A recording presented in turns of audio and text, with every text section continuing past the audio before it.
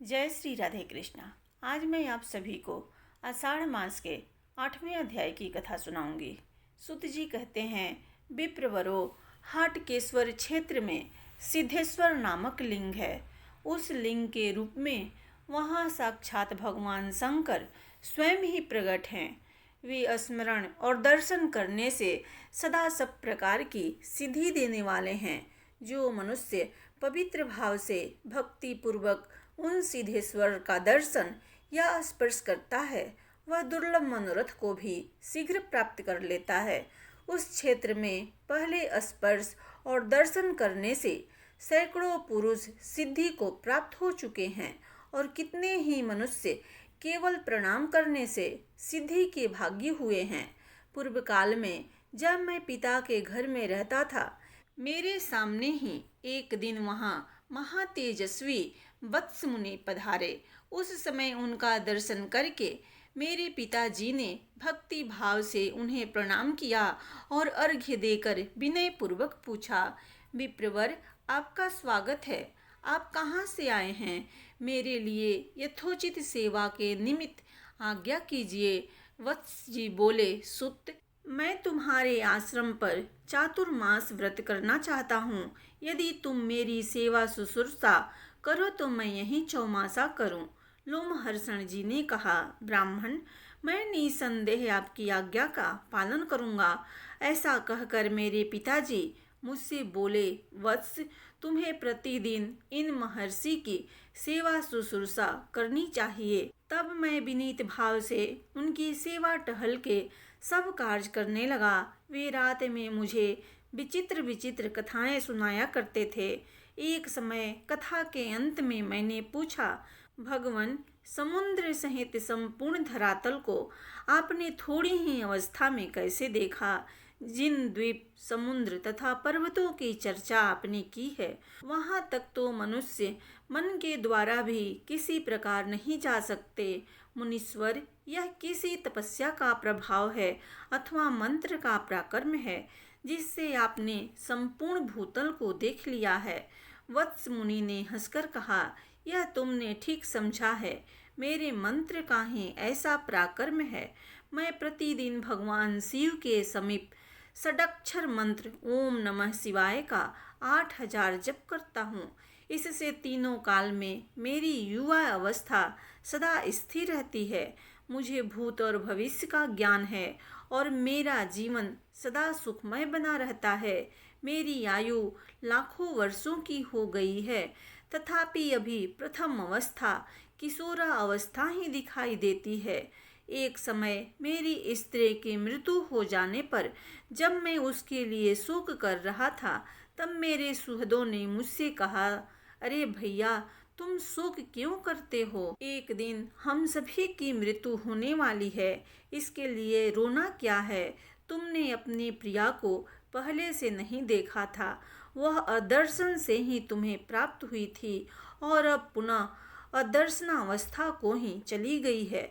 न वह तुम्हारी थी न तुम उसके, फिर व्यर्थ शोक क्यों करते हो? किसी का किसी के साथ सदा एक स्थान पर निवास नहीं होता। अपने शरीर के साथ भी मनुष्य सदा नहीं रह सकता। फिर इस शरीर से भिन्न जो दूसरे लोग हैं, उनके साथ सदा संयोग कैसे रह सकता है? जो मरे हुए संबंधी, खोई हुई वस्तु और बीती हुई बात के लिए शोक करता है, वह दुख से दुख उठाता है। इस प्रकार वे सब सुहृद मुझे समझा बुझाकर घर ले आए।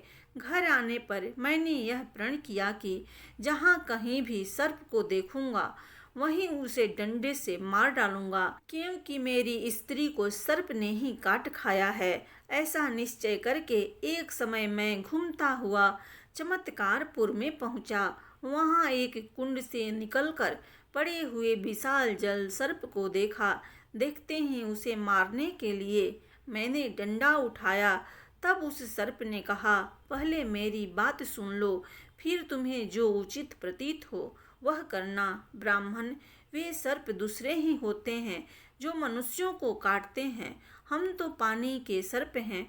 हमारा केवल रूप ही सांप का होता है। हम में विष नहीं होता। उसके इस प्रकार कहने पर भी मैंने डंडे का प्रहार कर ही दिया। उस डंडे का स्पर्श होते ही वह एक तेजस्वी महापुरुष के रूप में परिणित हो गया। इस आश्चर्य को देखकर मैंने उस महापुरुष को प्रणाम करके कहा, प्रभो, मेरा अपराध क्षमा करें, आप कौन हैं? तब वे प्रसन्न होकर मुझसे बोले, मेरा वृतांत सुनो। मैं पहले राजा चमत्कार के बनवाए हुए उत्तम नगर में एक ब्राह्मण था। वहाँ भगवान सिद्धेश्वर जी का एक उत्तम शिवालय है। किसी समय वहाँ यात्रा का महोत्सव था। उस अवसर पर बहुत से ऋषि मुनि आए और देवाधिदेव महेश्वर को प्रणाम करके उनके सम्मुख बैठ गए। फिर आपस में कथा वार्ता करने लगे। वे सभी दया और धर्म से युक्त थे और उनमें से कितने ही महात्मा उस देवालय में भक्ति पूर्वक नृत्य करते थे। इस प्रकार जब वहाँ महान उत्सव हो रहा था, उस समय मैं बहुत से समय वयस्क युवकों के साथ उस स्थान पर गया। मेरे दुष्ट साथियों ने उस उत्सव में विघ्न डालने के लिए मुझे बार बार प्रेरित किया। तब मैं एक भयंकर आकार वाले विशाल जल सर्प को लेकर आगे बढ़ा और उस महान जन समुदाय में उसे फेंक दिया। सर्प को देखकर मृत्यु के भय से व्याकुल हो सब लोग भाग छूटे। वहीं सुमन नाम वाले एक तपस्वी भी थे, जो अपने उत्तम शिष्यों के साथ वहाँ समाधि में स्थित थे। हृदय के भीतर कमल के आसन पर विराजमान उन्हीं वेदाधीश्वर महेश्वर का वे साक्षात्कार कर रहे थे, जो सर्वव्यापी, अविनाशी, सर्वज्ञ, अनिध्य, अभेद और जरा मृत्यु से रहित बताए जाते हैं। तपस्वी के सब अंगों में रोमांच हो रहा था। उनके नेत्रों से आनंद आंसुओं की धारा प्रवाहित होकर उन्हें भिंगो रही थी। इस प्रकार समाधिस्थ होकर अविचल भाव से बैठे हुए उन महात्मा के शरीर को उस सर्प ने अपने देह से लपेट लिया। इसी समय उनका एक शिष्य वहां आ गया, जो बड़ा तपस्वी था। उसका नाम श्रीवर्धन था। उसने सर्प के शरीर से लिपटे हुए गुरु को और पास ही खड़े हुए मुझको देखकर यह जान लिया कि इसी ने यह दुष्टता की है। तब उसने कुपित होकर कहा, यदि मैंने निर्विकल्प चित्त से महादेव जी का ध्यान किया है, तो उस सत्य से यह दुष्टात्मा ब्राह्मण ऐसे ही सर्प की आकृति वाला हो जाए। उसके इतना कहते ही मैं तत्क्षण भयंकर सर्प शरीर को प्राप्त हो गया। तदंतर समाधि से विरक्त होने पर मुनि ने अपने शरीर पर भयंकर आकार वाले सर्प को देखा। फिर सर्प की ही आकृति में स्थित मुझे महान दुख उठाते हुए देखा और समीप खड़ी हुई सब जनता को तटस्थ एवं भय से संत्रस्त पाया। तब उन्होंने ज्ञान दृष्टि से सब कुछ जान लिया और मेरे प्रति दया भाव से युक्त हो अपने शिष्य से कहा, श्रीवर्धन, तुमने यह सब कर्म करके मेरा प्रिय नहीं किया। इस दिन ब्राह्मण को श्राप दिया। यह तपस्वियों का धर्म नहीं है, जो मान और अपमान में समान रहे, ढेला पत्थर और सोने को एक साथ समझे तथा शत्रु और मित्र के साथ एक साथ स्नेहपूर्ण बर्ताव करे, वही तपस्वी सिद्धि को प्राप्त होता है। तुमने अज्ञानवश इस ब्राह्मण को श्राप दे दिया है। यह तुम्हारा बालचापल्य ही है। मेरी आज्ञा से इसके प्रति पुनः तुम्हें अपना प्रमाद प्रकट करना चाहिए।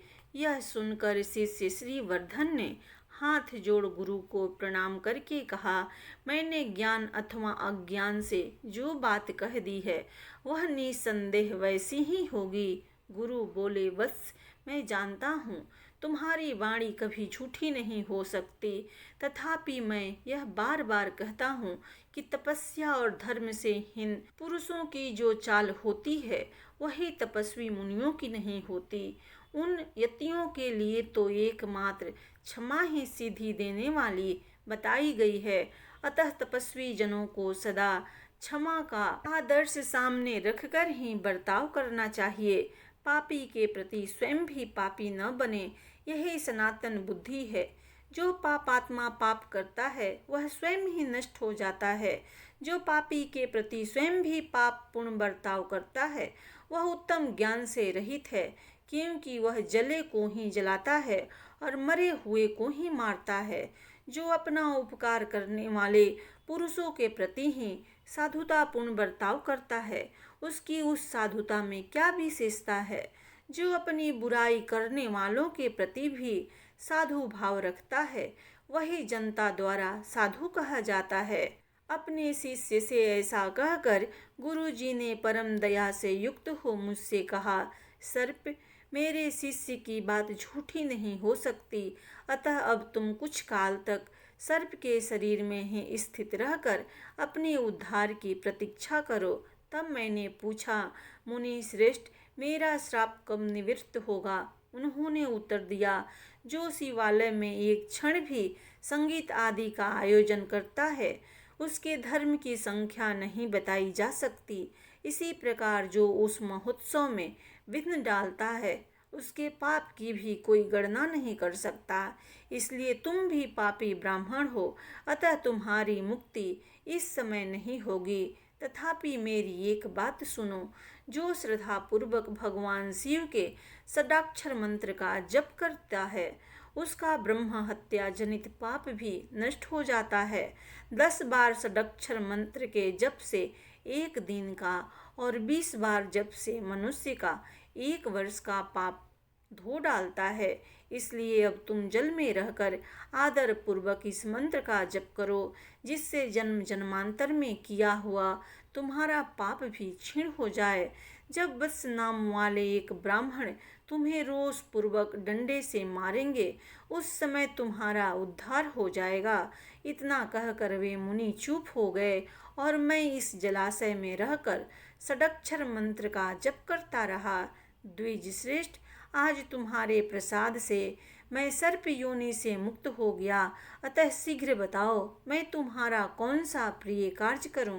तब मैंने उस दिव्य रूपधारी सर्प से कहा, भगवान, मुझे कुछ कल्याणकारी उपदेश दीजिए, जिससे मुझे अपनी प्रिय पत्नी के विनाश का दुख न हो तथा निर्धनता, रोग और शत्रु से पराजय का कष्ट भी न हो। यह प्रश्न सुनकर उस श्रेष्ठ पुरुष ने कहा, द्विजवर, भगवान शिव का षडाक्षर मंत्र मनुष्यों का सब पाप और मंगल हर लेने वाला है। ब्राह्मण, तुम रात दिन उस मंत्र का यथाशक्ति जप करते रहो। उसके जप से सब पापों से मुक्त होकर तुम निसंदेह अभीष्ट वस्तु प्राप्त करोगे।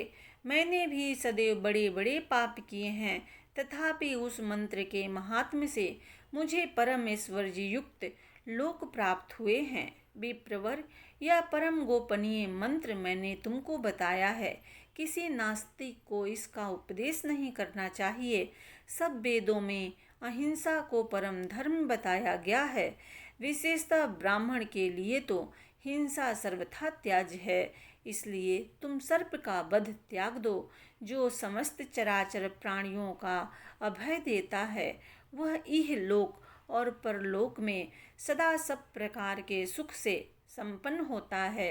भगवान शंकर के समान कोई देवता नहीं है, गंगा के समान दूसरी नदी नहीं है, हिंसा के समान पाप नहीं है और दया से बढ़कर कोई धर्म नहीं है। तदंतर वह अहिंसा रूप धर्म सुनकर मैंने परलोक के भय से दुखी होकर उस ब्राह्मण से पूछा, भगवान, मैंने बड़े बूढ़ों के मुख से यह बात सुनी है कि राजा यदि वन में मृगों का वध करे तो उसे दोष नहीं लगता है, तथा चिकित्सा शास्त्र के विद्वान कहते हैं मांस खाने वाले लोग विशेष पुष्ट तथा दीर्घजीवी होते हैं। अतः इस विषय में मुझे परम हितकारक बात बतलाइए। आपके मुंह से जो कोई बात निकलेगी उसका मैं संदेह रहित होकर पालन करूँगा। मेरी बात सुनकर वे पुनः इस प्रकार बोले, द्विज श्रेष्ठ, ऐसी बात न कहो। यह सब तो मांस लोभी दुष्ट पापात्माओं का मत है। अहो, संसार में वे निर्दयी पापात्मा एवं दुष्ट पुरुष अत्यंत शोचनीय हैं, जो सब दोषों की खान रूप मांस का आस्वादन करते हैं। मांस न तो आयु बढ़ाने का साधन है और न आरोग्य तथा बल का ही हेतु है। उसे जो गुणकारक बताया जाता है वह सब झूठ है। इसका दृष्टांत मुझसे सुनो। मांस भोजी मनुष्य भी रोग से पीड़ित, दुर्बल और स्वल्पायु देखे जाते हैं तथा जो मांस नहीं खाते वे भी पृथ्वी पर निरोग, दीर्घायु और हष्ट पुष्ट अंगों वाले देखे जाते हैं।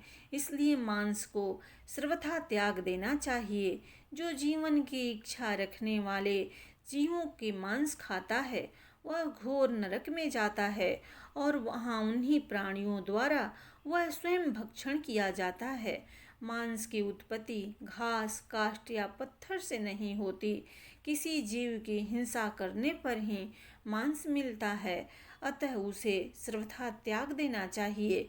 विद्वान पुरुषों को उचित है कि वे सब जीवों को अपने ही समान देखें और पूरी शक्ति लगाकर उनकी रक्षा करें।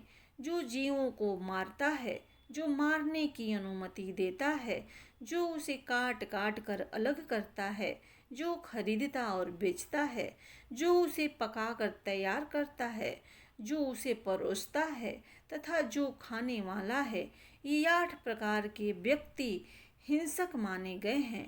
खरीदने वाला धन से मारता है, खाने वाला भक्षण के द्वारा हत्या करता है तथा घातक वध और बंधन के द्वारा मारता है। इस प्रकार जीव का 3 तरह से वध होता है। जो मन, वाणी और क्रिया द्वारा किसी भी जीव का हिंसा नहीं करता वह जरा मृत्यु से रहित परम धाम को प्राप्त होता है।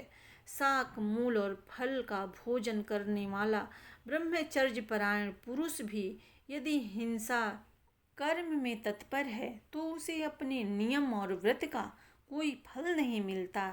एक मनुष्य 100 से भी अधिक वर्षों तक बड़ी भारी तपस्या करता है और दूसरा दया से प्रेरित होकर केवल अहिंसा व्रत का पालन करता है, तो इन दोनों में जो दयालु पुरुष है वही श्रेष्ठ है। जो मानव दया धर्म से युक्त है वह जिस जिस वस्तु की कामना करता है दुर्लभ होने पर भी उसे अवश्य प्राप्त कर लेता है। ऐसा कहकर वे महात्मा पुरुष मेरे देखते देखते उत्तम विमान पर आरूढ़ होकर स्वर्ग लोक को चले गए। महामते, षडक्षर मंत्र के महात्म्य से गंधर्व लोग उनका यशोगान और किन्नर स्तुति करते थे। उन महात्मा के चले जाने पर मैंने भक्ति पूर्वक शिव मंत्र की दीक्षा ग्रहण की और तीनों संध्याओं में श्रद्धा युक्त हो भगवान सिद्धेश्वर के समीप बैठकर मैं प्रतिदिन 10,000 मंत्र का जप करने लगा। इसी से मेरी युवा अवस्था स्थित हो गई है और मुझे लोकांतरों का ज्ञान एवं आकाश गमन की शक्ति प्राप्त हो गई है। द्वापर का अंत होने पर मैं सिद्धेश्वर जी का दर्शन करूंगा और सदाशिव लोक को प्राप्त होऊंगा। यह मैंने सत्य बात बतलाई है। सूत नंदन, मैंने यह मोक्षदायक षडक्षर मंत्र का महात्म्य तुम्हें सुनाया है।